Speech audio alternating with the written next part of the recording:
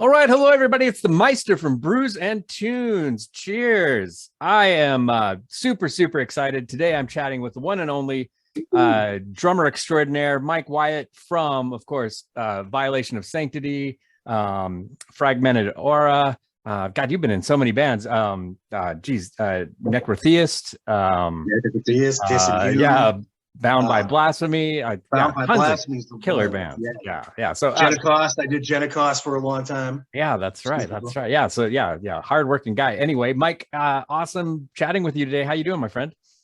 Oh, I'm doing great, man. It's a little warm out here in Arizona. Like I was saying, it's like 109 or 110 degrees out, but you just stay in during the day. I'm doing great, man. Awesome. Cheers, everybody. Yeah, cheers. Brother. Cheers. Got your beer. This is good. Yeah, very cool. Well, let's talk about what you have going on. And I know you've got some really exciting stuff happening right now, especially next weekend. So I'll let you, I don't want to steal your thunder. I'll let you talk about what you got going on right now. Okay. Well, Violation of Sanctity, it's our second show. I went on a hiatus for 7 years. I kind of retired and went through my midlife crisis era or whatever the hell happened, and decided I wanted to do music again. So I finally found, a group of hardworking old school friends to get together, got this band going, and it's taken off rather quickly. I've been on sickdrummer.com since its inception. And, Ian was like, hey, let's get the next show on a live stream. So our next show next week, next Saturday on the 16th of July, I'm going live on sickdrummer.com at 8:30 p.m. Mountain Standard Time. That's going to be pretty fun. Nice. I also just got joined Necropathy for an EP. I'm going to do a bunch of brutal death metal covers like Nile, Sacrifice to Disabek, Dying Fetus, Second Skin, Disgorge, Atonement, and then a couple others. I'll leave it for a surprise, but really brutal technical death metal stuff. But I'm going to kind of do it my way, throw a couple extra Gravity Blast in, or a little bit more angry in a couple parts, but keep it mostly true to the original, but you have to have your variations in it. But Ollie hit me up and said he'd been paying attention to me for like 12 years or something crazy and asked me to do it. And I was like, challenge accepted. Nice. So I have that going on. And I'll say this much. There's a very well-known guitar player that moved to Phoenix, and he's from England, and he was in a very big black metal band. And him and I are going to reconnect. We haven't seen each other in 20 years, but who knows what's going to become of that. We might make a little noise. I don't want to say much more than that, but it is going to happen soon. Nice. So I have some things going on for sure, drum wise. Yeah. But Violation of Sanctity, that's my baby. I'm putting 110% into that. Like, that's we've been working hard. We're getting ready to record another demo. We had just recorded the demo in late February, early March. Like, we've only been a band since mid-February. So this is just happening so fast, Yeah, all new. Yeah. And you guys have posted, I think 3 songs on Bandcamp so far. There's like an intro and then like 2 full songs that are just fucking awesome, brutal as hell, like killer stuff. So yeah, anybody that definitely needs to check that out. And for the listeners, there'll be a link. You'll want to click on that link and check out Violation of Sanctity. It's just killer stuff. I'm digging it. I can't wait for more music. In fact, with this interview, I wanted to talk to you and basically beg you, like, you guys need to release more music. that is thanks. We're on it. We're actually getting ready to record another 3-song demo. Awesome. We went a little bit more angry, as you know. Like, we had a little issue. Our guitar player Leaf had a stroke, and it was fucking traumatic as hell. So we're like, what the fuck are we gonna do for now?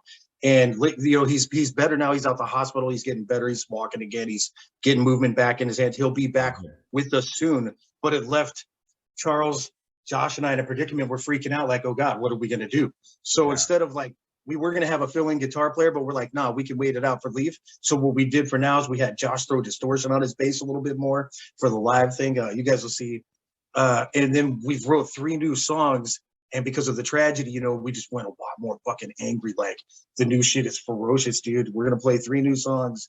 And you guys are gonna notice the difference in, like, aggression, just everything. We stepped it up a notch. But we're still going to have shred and solos and stuff because Charles is a fucking madman. Excuse me for the F-bomb. I don't know if that's okay or not on your That's show. totally fine. Oh, cool. You're good. I'm like, oh shoot. Oh, all right then. Cool. I can be myself. All right. I'll try. You're Thanks, good. dude. You're good, brother. Yeah, dude. I'm really excited though, you know, and I'm excited that Leaf's gonna be back in the band with us soon. He's Cool. actually coming down with us today to help us set up a bunch of mics and recording stuff. So, you know, we went through that for a few moments and we were freaking out because we were like, what are we gonna do? We got opportunities coming up. We have a really good our booking agent is a well-known tour manager that's done some things. I don't want to say too much, but if you start looking into it, you'll figure it out. You see me posting pictures of my best friend here and there at some shows that he's managed, like a picture of Donnie. What's my boy Donnie Hill? He's a really good guy. Yeah. He runs Summer Slaughter sometimes. He did that Chaos and Carnage run. A lot of big bands. My best friend. You see pictures of us hanging out and doing things here and there. Even on my friends list a little bit, you'll see anytime he rolls through. But yeah, we got him behind us to help us eventually get us on some shows that might be bigger than what I could possibly do. But we do want to start eventually touring. You know, that's in the books. We want to start playing festivals. I just want to get out there. After this sick drummer thing, I think some more people will be hitting us up, and you know, I'm excited. The future's looking pretty good. We've been getting some offers and some stuff, so we'll see where it goes. All I know is like we're going a lot more brutal death metal in some areas. The first one was a cool little warm up, us getting familiar with our sounds. We want to keep a little bit of that early 90s in there, but then like that 2000 era brutal death metal aggression. Yeah. So we stepped it up a little bit more on this new stuff, and I'm excited for everyone to hear it. Yeah, very cool. yeah. It's like I said, those tracks you've released so far are killer. I can't wait to hear more of it. It's really I'll send you the other couple too. I'll send them to you. I'd love to hear that. Yeah, it was. I really love it. It's great. And then you're also in, you know, Fragmented Aura. So what? Anything going on with that? I mean, I know you guys released something not too long ago that formulating caustic subterfuge, right? Did I get that right? Yeah. That's Dorian Rainwater. He was with Noisier, Phobia, Kill the Client, all kinds of big bands. And then on the new one, we're also going to have Joe Tapia on bass. Oh, cool. And then having my boy Ryan from Vampire Moose do vocals, just to be random as hell about it. We've all been talking about it. I'm waiting on Dorian to clear up a couple things in his life. As soon as he's ready, man, I'll get him out here and we'll just hit the studio and just write music. The way Dorian and I write, we would write like a song a day or 2 songs a day. Just go to the studio, eat, record what we're doing with a camera or something, record it somehow, go back, listen to it, repeat that, and just write on the spot. Him and I, when we got together, could just write like crazy. And it's the same way with Charles and I in Violation at Sanctity. Like, me and that dude just click. We've been friends for years. But yeah, with the fragmented stuff, we are going to do another one eventually. We have slowly but surely working on stuff through the internet. But when we get in person, it's going to speed up the process, you know? And I'm excited for it. It's going to be a little more experimental. We might do some more stuff like Secret Chiefs 3 and Mr. Bungle, but still a little bit more angry and death metal-ish. A little bit more experimentation on the new album, probably. Oh, cool. Interesting. Just to push ourselves outside of our comfort zones, you know? Yeah, which that's always that sounds really fascinating, and that's always a good thing. Yeah, I like that, you know, challenging. Well, shit, yeah. I mean, your drumming is insane anyway, so I don't. Oh, thanks, dude. Yeah, it's especially if you like really focus in on what's happening with the drumming. And I'm not a musician. Let's put that out there right away. But yeah, just because oftentimes I'll do that, especially if I'm interviewing somebody, or you know, I have an interview coming up. I'll go back and listen to the music that I love and of the you know, that band, and oftentimes I'll kind of just try to focus on that particular instrument of that musician. And yeah, you do some really cool, really intricate, really wild stuff. But then you also, and maybe this isn't the right, but you got a swing too, which is cool, you know, especially for death metal. Jazz, little jazz influence, and then you can hear it. That's my trick.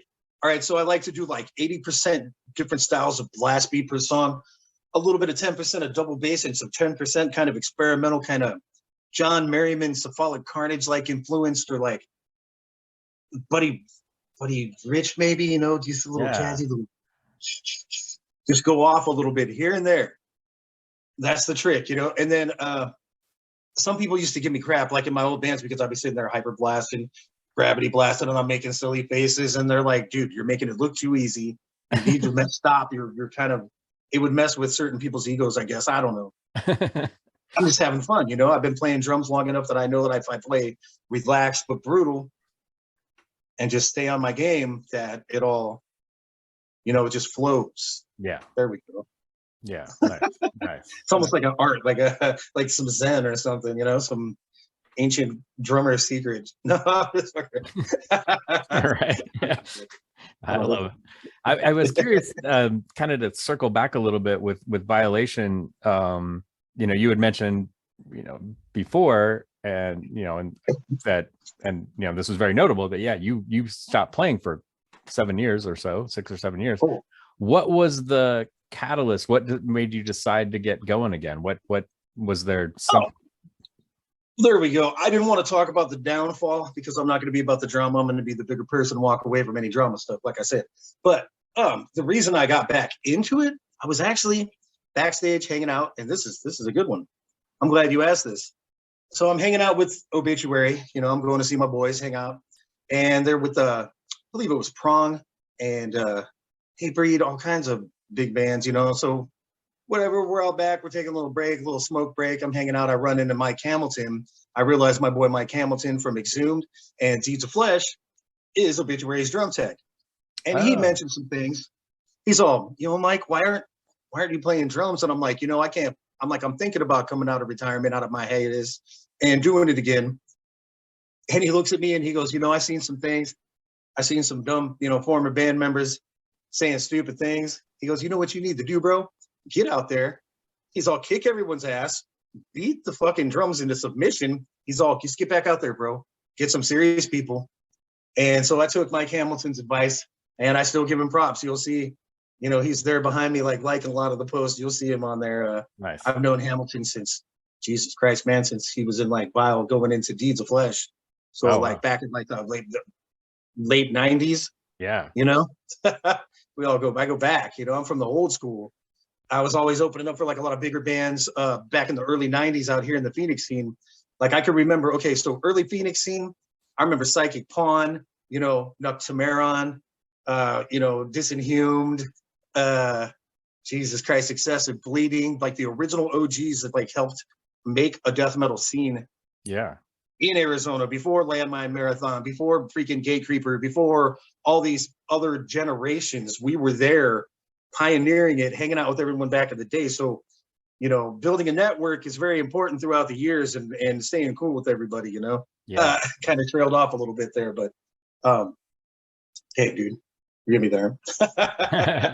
No, that's cool though. I mean, that's great that you know, he, you know, kind of gave you a little kick in the pants, you know, like, well, yeah, what are you doing? Like, get back in there, get back in that seat. Hell yeah. He's like, get back out there, dude. He's like, kick ass, do your thing, man. And I'm like, all right, man. So here I am. I come back out, did a show. We did the show of Malevolent Creation. Everyone was liking it.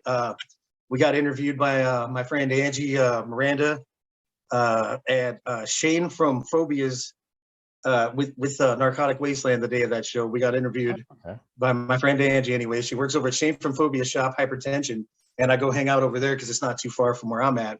I know Shane since, 93. Anyways, we got interviewed for that before the show, so a lot of people did show up. You know, it was cool. Got to see my boys on Malevolent, hang out and catch up and party a little. That's always fun. I love those dudes, man. And then you know, then back in touch with Ian, and he's like, boom, he's all, sorry I missed the first show. He's like, want to live stream this next show? And I was like, hell yeah, let's run this. Yeah, cool. You know, so I'm happy to be back in Phoenix. You know, Tucson was cool, but the scene out there is sort of cliquey, and you can only go so far. I moved back into the bigger city. I hit up, you know, Charles and Josh, and I've known those dudes. They were in Oxygen back in the day. They're also one of the local purveyors of like Arizona death metal. And, you know, and then I got them together, and Leaf was in a band Horror with me, which also had Phil from Nuclear Death in it. And we were doing some stuff back in like, man, from off and on from 92 to like, yeah, shit, man, 2002 or something. There's a couple horror demos out there floating around somewhere. Yeah. Phil's released some obscure practices that I didn't even know he had of me somewhere. I found that out on that Encyclopedia Metallicum. I'm like, Well, damn, Philly could have told me, but you know, it's all good. He's a trippy dude, man. Phil's a strange guy, man. Real cool guy. It was cool jamming with the legend. He helped him and Scott from Disinhumed actually helped form me as a drummer, because Phil gave me all the weird, murky ideas and like classic old school like grind, and he got me doing hyper blast in like the fucking early 90s. And then Scott from Disinhumed had me doing the Suffo blast and like getting more solid with my drumming, helped me define more of my style. And then just throughout the years, I just kept going from there. Nice. This kind of gave you a brief history of like what defined me as a drummer, I guess.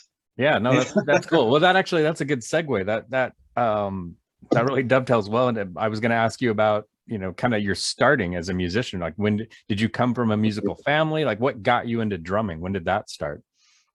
Gosh, okay, so I first picked up a pair of drumsticks when I was like a kid, and like, you know, I was still young, and it was like 1988, and I could kind of like hold a beat. So, you know, I didn't take much of it, but I mean, I started developing like around the 89-ish, I started actually wanting to play. And I went from listening to like thrash metal to early death metal inception back then. And I'm like, man, I want to do these blast beats. I want to play heavy, just annihilate. And throughout the years, I honed in on my skills and got better. But yeah, that's how it all started.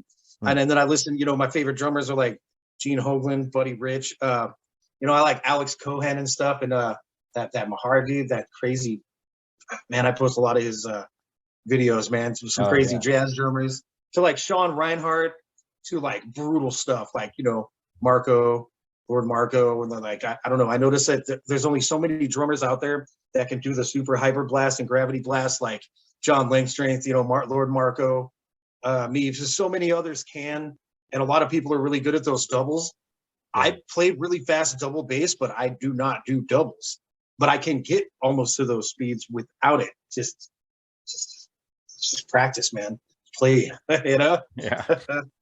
But yeah, man, Pete Sandoval's one of my influential drummers, you know? Oh, yeah. All the old school greats, you know, Mick Herrick, Napalm Death. You know, you got to love the fucking Mongoose, dude. He was sick as hell. Yeah, that guy had a weird style, man. Yeah. And I was listening to stuff like Ken Owen, early Ken Owen, early Carcass. God, can't beat that stuff. Yeah. Don't make music like that anymore. Well, they do when the bands put out albums, but it's not how it was in the, you know, late 80s, early 90s. Everything was disgusting, kind of. And even in the early 2000s, when they took it to the next level with like Nile, Gorgasm, you know, Cryptopsy, everyone coming in there just cutting heads, just nonstop fucking blasting, just disgusting shit. That's the best. Nice. Anyway. Yeah, I love it. That's great. Did you come from a musical family? Like, was that, you know, kind of what? So after I've been playing drums for so many years, I get in touch with my father, who I grew up with my stepfather most of my life, but I get in touch with my real father. Turns out he's a drummer, and it's just in my DNA. Oh, cool. And I'm like, all right, old man, why don't you get on the drums right now and play some beats? And he's doing some like Zeppelin stuff and some, you know, he's got some solid grooves. Then I get on there and I'm just like, he's like, what the fuck? My cousin Colin, he plays drums in like a deathcore band. He got influenced by me throughout the years, so he took up drumming, and he's pretty sick, you know. Nice. He's done some things. I mean, he's in some like local bands out there in the Midwest, but can't remember the name of his most recent band, or I'd plug it for him. Feel bad. But nice. That's cool. Yeah. But yeah, there's a few musicians in the family, but yeah, it's in my bloodline. But I didn't know. I didn't know until after I could already play for so many years. So that was kind of cool to find out down the road, you know? Yeah, that's really interesting. That's cool. Switch gears a little bit. So, well, I mean, it's still related, but I know you're a graphic artist, and you've actually done some of the you know, album cover work and poster work for bands, and you do, you know, we're friends on Facebook, and you post some really sick, cool stuff, like crazy stuff. We were talking about that before the interview. And I love it. Like especially the Violation stuff that you know, that album work, or the demo stuff that are not demo, but the Bandcamp, the pictures that you've done, you know. So I was curious about kind of how that all started with you. And Well, I started messing around with some AI programs like, the more basic ones like Night Cafe and Starry AI, but I could already do Photoshop like stuff. Like I could cut you and I out and put us in scenes of Star Wars and it looks like we're in it. You know what I mean? Like Nice. picture perfect. You don't see lines around us. I'm pretty decent with it. So I'll take some AI art that I will come across that I make, that I manipulate the programs to do. Like with AR art, it's really weird. With the text to AI stuff, you have to be so detailed. You have to be like, let's say, Luke Skywalker, illuminated lights, saber, AR rendering of this, octane rendering, realistic photo. You have to guide it like a camera, or like a paintbrush at the same time, and a camera. You have to look at it like that and tell it exactly what you want, how you want. Now, I couldn't find that in an AI program until I got invited to a Mid-Journey beta. I got in that thing, and ever since I got in that thing, I've been able to manipulate that program by paying attention to like other artists in there. It'll post like some of the things that they do and how they're getting it to work for them. And I catch on really quick. So I've been making some of that through that, and I'll take that and a little bit of Photoshop and mix it in to get the exact picture and craziness I want. And then I make storylines because I paid for the unlimited, which was like $30 a month, and I'm still in this beta. I'm going to stay with it and I'll keep doing it because I'm able to create storylines and artwork that I can't physically do in some areas. But with that and the Photoshop, I'm coming up with some wild stuff. So yeah, I'm really enjoying it. When Mid-Journey does go public, I'm wondering what the people are going to do with it, because that thing has a mind of its own. It's like the Terminator. It's that good. Right. So yeah, that's how I've been doing it. That and Photoshop combined. So it is my work, yes, but some of it is manipulated. Some of it is, it's just, I'm figured out how to use it at this point. Right. To get it to work for me instead of against me. Because most people go in those AI programs, and if it's not Mid-Journey, you'll type in something and it looks like dog ass, Right. Not like that. Right. So. Yeah, and you're putting out some really cool stuff. Like I said, that violation stuff. I dug that. It's creepy as hell. It's beautiful. I want to put that up because it's so Lovecraftian, and we have stuff like our lyrical content will go from like Lovecraftian mythos to like people getting beat down, pistols that screw up. Like, I don't know, we go from like violent to like Lovecraftian type stuff and whatever, man, we're a death metal band. We're an extreme metal band. So we can't be all like talking about puppies and flowers and stuff. But I mean, no one will take us serious. I mean, and we want to take ourselves serious here.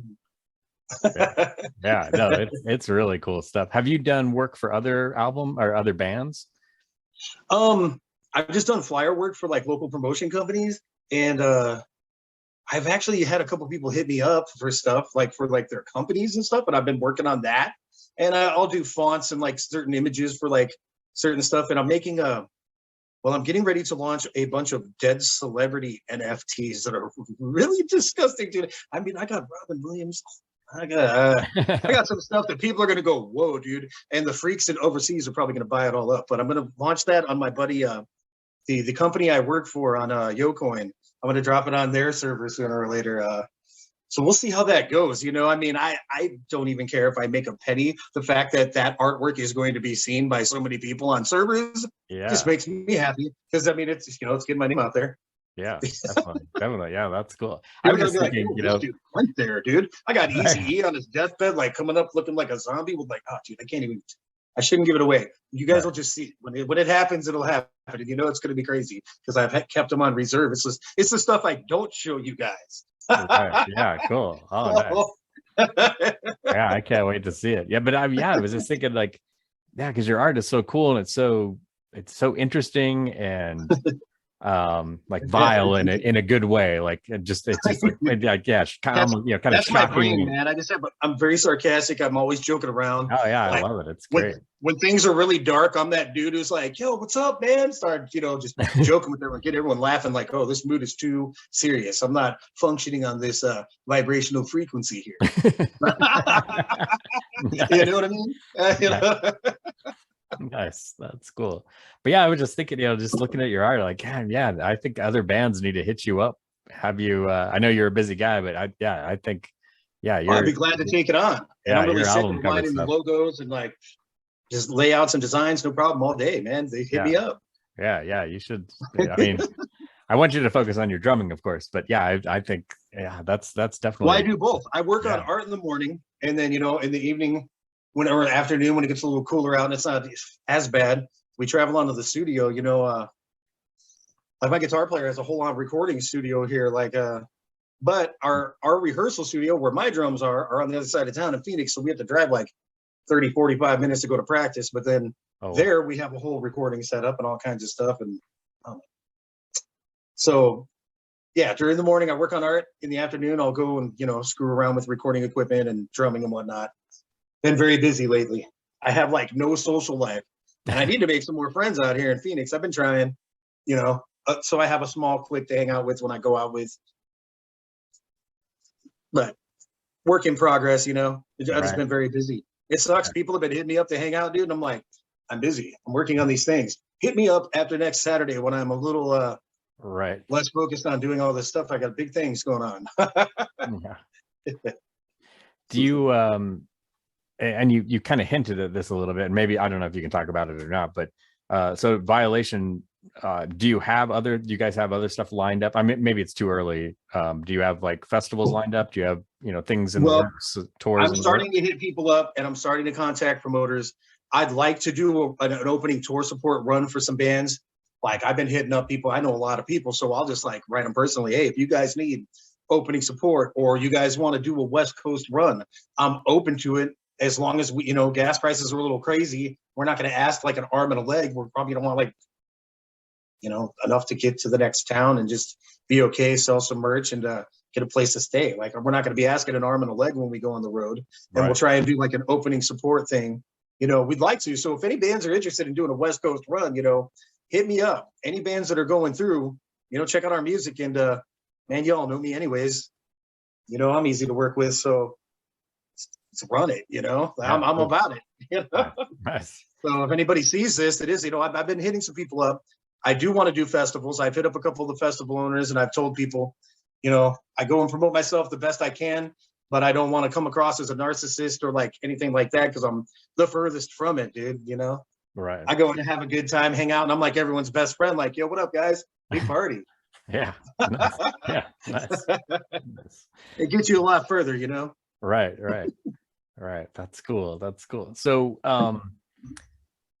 you know, you mentioned, and I always ask this, and I mean, I know you've watched some of my interviews, and I always ask about the influences, and you mentioned several drummers that have influenced you. I was curious about, and especially because you seem to have a really good, you know, kind of view, or you know, finger on the pulse of the scene, especially in Phoenix. Like, you know what's going on, like music. Are there new and upcoming, you know, like death and thrash metal bands in Phoenix that you're interested in, or you know, are there some bands that you're like, oh, you guys need to check out this?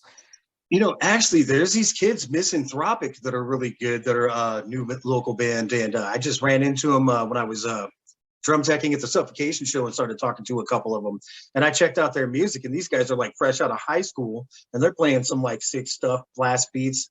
There's this local band, Throb, that's a thrash metal band that's doing really good. Anything Michael Olson is playing on drums, you know, his bands are all really good. I've been there's this dude, Michael Olson. If you look him up, he's a really good drummer. He's in a couple different bands out here, and every one he plays in is really good. Gosh, there's a band that's unnamed yet that this dude Jesse and a couple other buddies are playing, and this kid Sid's on guitar. Like, I don't even know the name of their band, but they put up some stuff that's really sick. Cthulhu from Arizona is really good. I checked them out. They're pretty sick. My boys in Ashemia are really good. Burn Victim. Meat Hook is kicking ass. He Who Binds Himself. Jeez, man, there is a scene out here. Roticide's still around. There's a lot of sick death metal acts actually in Arizona right now. I'm still discovering some. You know, there's some sick industrial bands that I've seen out here. There's a pretty wild scene. Yeah. In Arizona. Oh, Infernal Desecration is one of the other bands. My friend Stacy's playing drums in that band. They're pretty sick. Nice. I seen this kick Hyper Blasted, and I was like, well, we must be friends. Hi, Stacy Bates. And I took her to a show with me. I didn't tell her I kind of told her that it was one of my boy Donnie's shows. So I take her to that Chaos and Carnage show, and I'm hanging out with everybody, you know, Danny Kenny, all Suicide Silence. All my boys are like, what up, Mike? Big party. You know, I'm like, hey, you want to come hang out with us? We're going to be downstairs backstage doing whatever it is we do backstage. I will not say. Anyway, she was just all, whoa, who is this guy? She's really cool. I was pretty amazed to see a female just hyper blasting, and I was like, we must be friends. That's very maybe cool. I can show you some of my techniques too. Hang out, you know. So and you mentioned that there's a huge scene out here. I named a bunch of the bands. I know I went off. I had to think about that one. I was like, geez. There's a band called Slut, an industrial band out here called Slut, and my friend Angie Miranda plays guitar with them, and they're really dark industrial, like black metal, and they sing in Spanish and in fucking English.